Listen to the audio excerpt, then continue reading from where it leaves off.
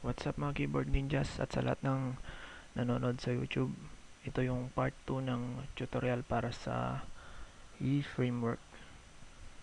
So, sa tutorial na ito, ituturo ko kung paano gamitin yung G-tool para makakreate ng CRUD application.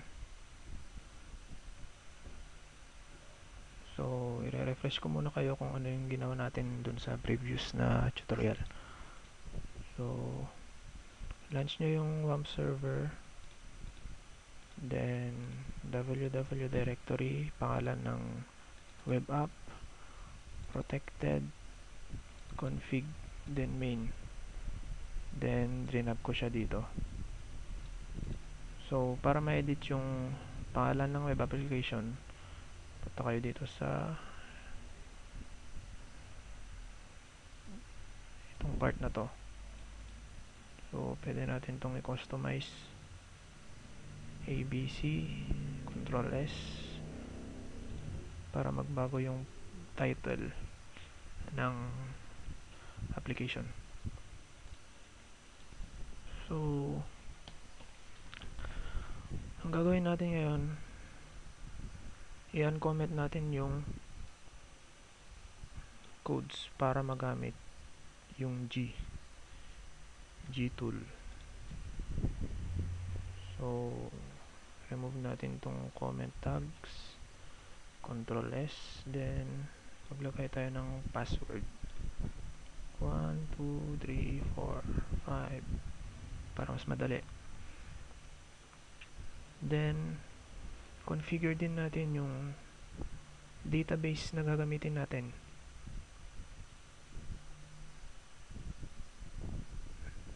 Ito, MySQL database.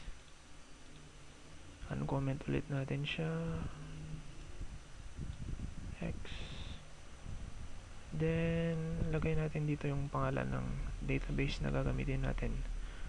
So, para sa tutorial na ito, gagamitin ko yung database ng wait lang.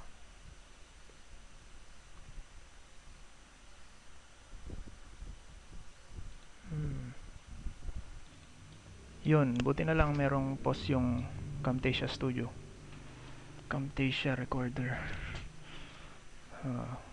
So, gawa muna kayo ng database kung wala pa kayong nagagawa. Then, mag-create na rin kayo ng table, gaya nito. So, ito yung mga collection ko. Ginawan ko siya ng database.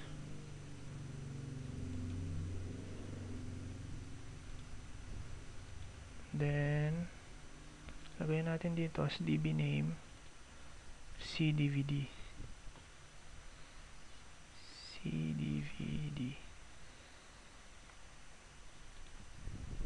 So, yan. Kung meron kayong password, ilagay nyo rin dito. Kung iba yung username na gusto nyo gamitin, palitan nyo tong root. Pero yung default nya is root. Then, default din tong localhost. So, Control S. Then, gamitin na natin yung G-tool. Index.php, yun. Question mark r is equals to g. Enter. Ang una natin gagawin dito ay mag-generate ng model. So, model generator. Lagay natin yung table name, which is DVD. DVD. Preview. Ito yung preview ng PHP file na na-generate niya. Na ma-generate niya. So, generate. Then, CRUD generator. Model class. Oh. Wait. Tingnan natin sa model.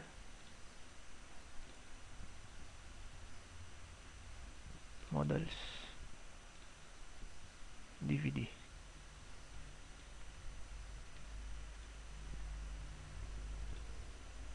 Yun. So, dapat magkatugma yung nasa web app, protected models, Tapos yung model na create nyo kanina dito sa model na ilalagay natin dito para hindi tayo magka-error. So generate, na-generate nya na.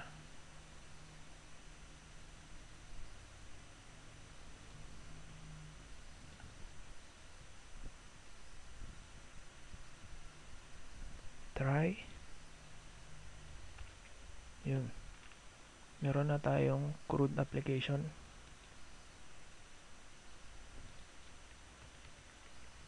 Admin login. So yan,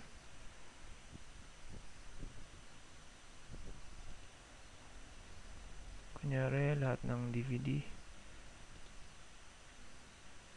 o di kaya lahat ng anime. Yun. So pwede na rin siyang mag-create ng bago.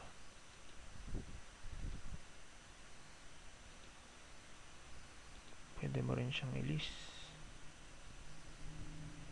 Then pwede ka rin mag-delete. So yun lang. Bye. F10.